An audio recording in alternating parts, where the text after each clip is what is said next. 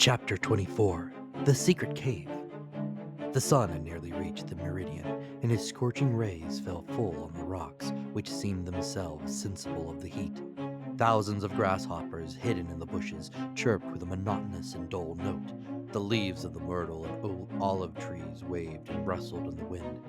At every step that Edmund took, he disturbed the lizards glittering with the hues of the emerald. Afar off, he saw the wild goats bounding from crag to crag. In a word, the island was inhabited, and yet Edmund felt himself alone, guided by the hand of God.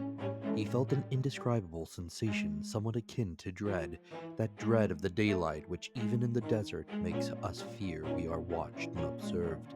This feeling was so strong that at the moment when Edmund was about to begin his labor, he stopped, laid down his pickaxe, seized his gun, mounted to the summit of the highest rock, and from thence gazed around in every direction. But it was not upon Corsica, the very houses of which he could distinguish, or on Sardinia, or on the island of Elba with its historical associations, or upon the almost imperceptible line that to the experienced eye of a sailor alone revealed the coast of Genoa, the proud, and Leghorn the commercial, that he gazed. It was at the brigantine that had left in the morning, and the tartan that had just set sail, that Edmund fixed his eyes. The first was just disappearing in the straits of Bonifacio. The other, following an opposite direction, was about to round the island of Corsica. This sight reassured him. He then looked at the objects near him. He saw that he was on the highest point of the island, a statue on this vast pedestal of granite, nothing human appearing in sight, while the blue ocean beat against the base of the island and covered it with a fringe of foam. Then he descended with cautious and slow step, for he dreaded lest an accident similar to that he had so adroitly feigned should happen in reality. Dantes, as we have said, had traced the marks along the rocks, and he had noticed that they led to a small creek, which was hidden like the bath of some ancient nymph. This creek was sufficiently wide at its mouth and deep in the center to admit of the entrance of a small vessel of the lugger class, which would be perfectly concealed from observation. Then, following the clue that, in the hands of the Abbe Faria, had been so skilfully used to guide him through the Daedalian labyrinth of probabilities, he thought that the Cardinal Spada, anxious not to be watched, had entered the creek, concealed his little bark, followed the line marked by the notches in the rock, and at the end of it had buried his treasure. It was this idea that had brought Dantes back to the circular rock. One thing only perplexed Edmund and destroyed his theory. How could this rock, which weighed several tons, have been lifted to this spot without the aid of many men? Suddenly an idea flashed across his mind. Instead of raising it, thought he, they would have lowered it, and he sprang from the rock in order to inspect the base on which it had formerly stood. He soon perceived that a slope had been formed, and the rock had slid along this until it stopped at the spot it now occupied. A large stone had served as a wedge. Flints and pebbles had been inserted around it, so as to conceal the orifice.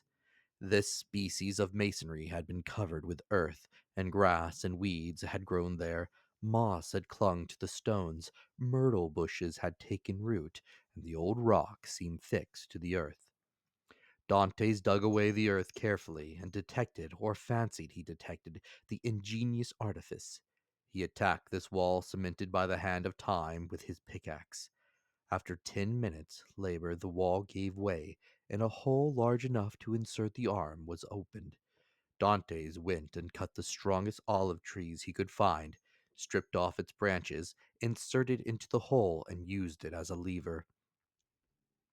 But the rock was too heavy and too firmly wedged to be moved by any one man, were he Hercules himself.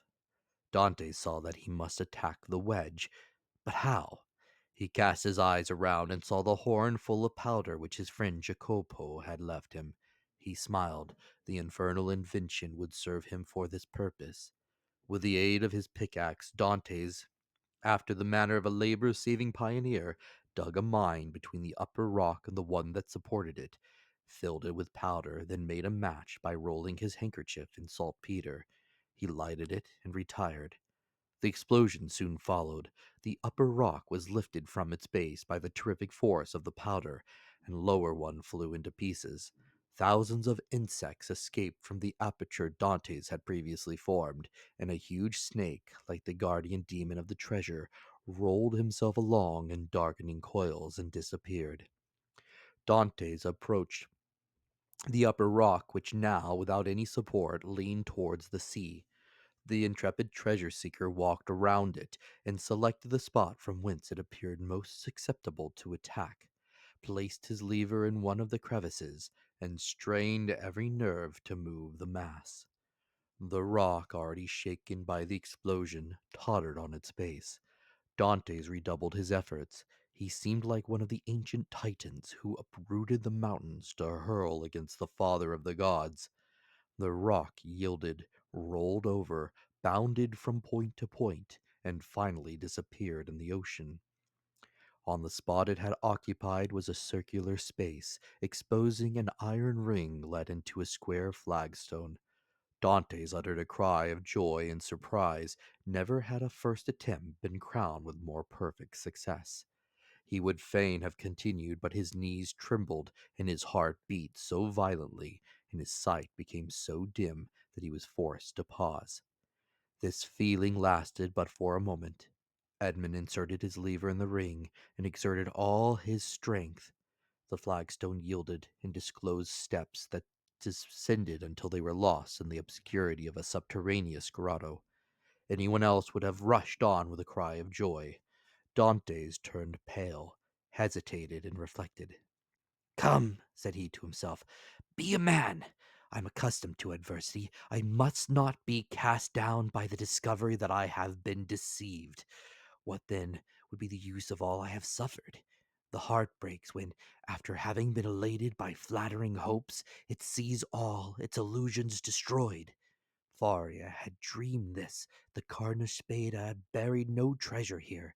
Perhaps he never came here, or if he did, Cesar Borgia, the intrepid adventurer, the stealthy and indefatigable plunderer, has followed him, discovered his traces, pursued them as I have done, raised the stone, and descended before me, has left me nothing." He remained motionless and pensive, his eyes fixed on the gloomy aperture that was open at his feet. "Now that I expect nothing, now that I no longer entertain the slightest hopes, the end of this adventure becomes simply a matter of curiosity." And he remained again motionless and thoughtful. Yes, yes, this is an adventure worthy a place in the varied career of that royal bandit. This fabulous event formed but a link in a long chain of marvels. Yes, Borgia has been here, a torch in one hand, a sword in the other, and within 20 paces at the foot of this rock, perhaps 2 guards kept watch on land and sea, while their master descended, as I am about to descend, dispelling the darkness before his awe-inspiring progress. "But what was the fate of the guards who thus possessed his secret?" asked Dantes of himself. "The fate," replied he, smiling, "of those who buried Alaric." Yet had he come, thought Dantes, he would have found the treasure, and Borgia he would compared Italy to an artichoke, which he could devour leaf by leaf, knew too well the value of time to waste it in replacing this rock. "I will go down." Then he descended, a smile on his lips and murmuring that last word of human philosophy, "Perhaps." But instead of the darkness and the thick and mephitic atmosphere he had expected to find, Dante saw a dim and bluish light, which, as well as the air, entered, not merely by the aperture he had just formed, but by the interstices and crevices of the rock which were visible from without, and through which he could distinguish the blue sky and the waving branches of the evergreen oaks, and the tendrils of the creepers that grew from the rock. After having stood a few minutes in the cavern, the atmosphere of which was rather warm than damp, Dante's eyes, habituated as it was to darkness, could pierce even to the remotest angles of the cavern, which was of granite that sparkled like diamonds. "Alas," said Edmund, smiling, "these are the treasures the cardinal has left, and the good abbe, seeing in a dream these glittering walls, has indulged in fallacious hopes." but he had called to mind the words of the will, which he knew by heart. In the farthest angle of the second opening, said the cardinal's will, he had only found the first grotto. He had now to seek the second. Dantes continued his search. He reflected that this second grotto must penetrate deeper into the island. He examined the stones and sounded one part of the wall where he fancied the opening existed, masked for precaution's sake. The pickaxe struck for a moment with a dull sound that drew out on Dante's forehead large drops of perspiration. And last it seemed to him that one part of the wall gave forth a more hollow and deeper echo. He eagerly advanced, and with the quickness of perception that no one but a prisoner possesses, saw that there, in all probability, the opening must be. However, he, like Cesar Borgia, knew the value of time, and in order to avoid fruitless toil, he sounded all the other walls with his pickaxe, struck the earth with the butt of his gun, and finding nothing that reappeared suspicious, returned to that part of the wall whence issued the consoling sound he had heard before. He again struck it, and with greater force. Then a singular thing occurred. As he struck the wall, pieces of the stucco similar to that used in the groundwork of arabesques broke off and fell to the ground in flakes, exposing a large white stone. The aperture of the rocks had been closed with stones, then the stucco had been applied and painted to imitate granite.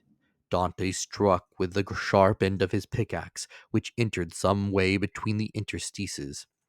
It was there he must dig, but by some strange play of emotions, in proportion as the proofs that Faria had not been deceived became stronger, so did his heart give way, and a feeling of discouragement stole over him.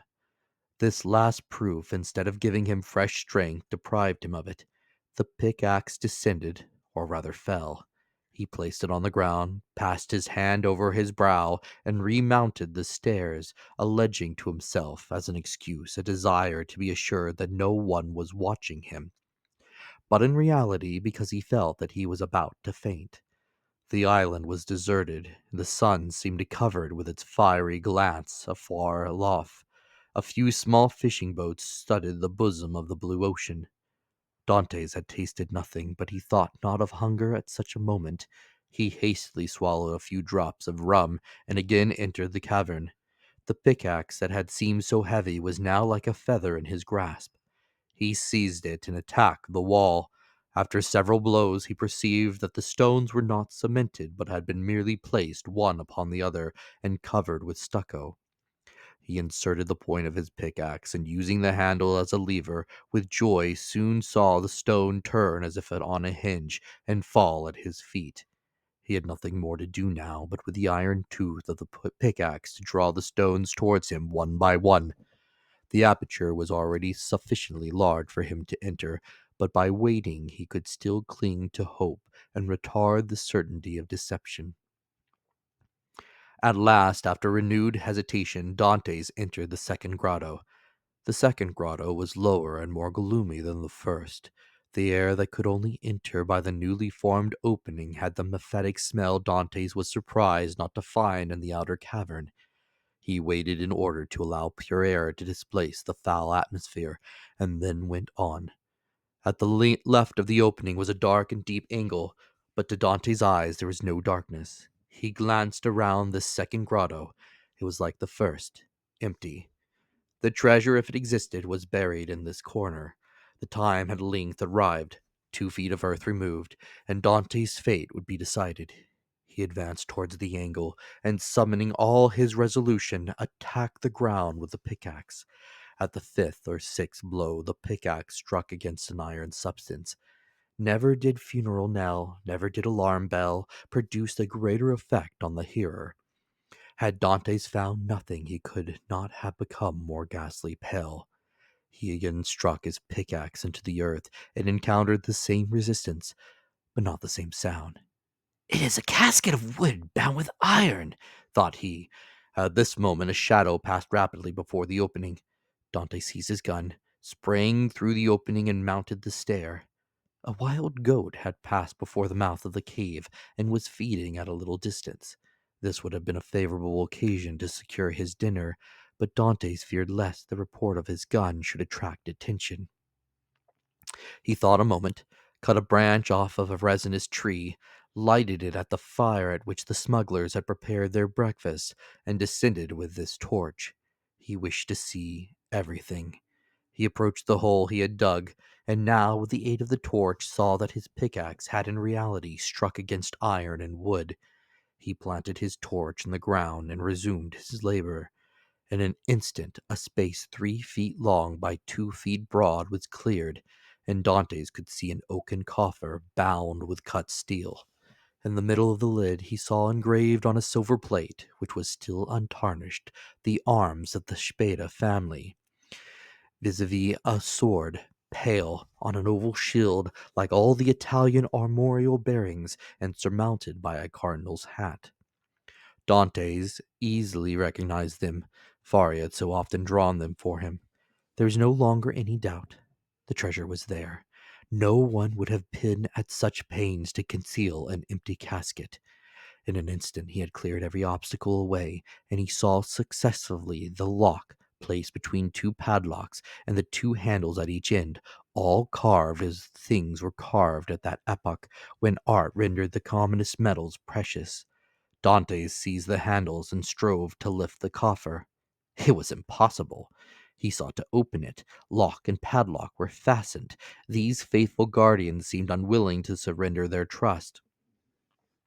Dantes inserted the sharp end of the pickaxe between the coffer and the lid, and pressed with all his force on the handle, burst open the fastenings. The hinges yielded in their turn and fell, still holding in their grasp fragments of the wood, and the chest was opened. Edmond was seized with vertigo. He cocked his gun and laid it beside him. He then closed his eyes as children do in order that they may see in the resplendent night of their own imagination more stars than are visible in the firmament. Then he reopened them and stood motionless with amazement. 3 compartments divided the coffer. In the first blazed piles of golden coin. In the second were ranged bars of unpolished gold, which possessed nothing attractive save their value.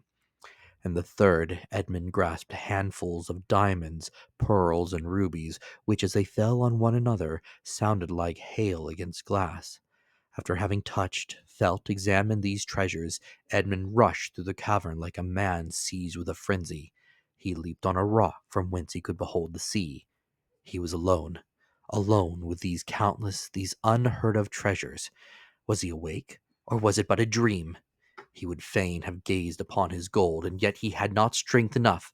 For an instant he leaned his head in his hands as if to prevent his senses from leaving him, and then rushed madly about the rocks of Monte Cristo, terrifying the wild goats and scaring the sea-fowls with his wild cries and gestures. Then he returned, and still unable to believe the evidence of his senses, rushed into the grotto, and found himself before this mine of gold and jewels.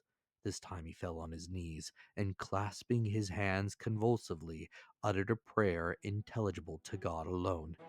He soon became calmer and more happy, for only now did he begin to realize his felicity.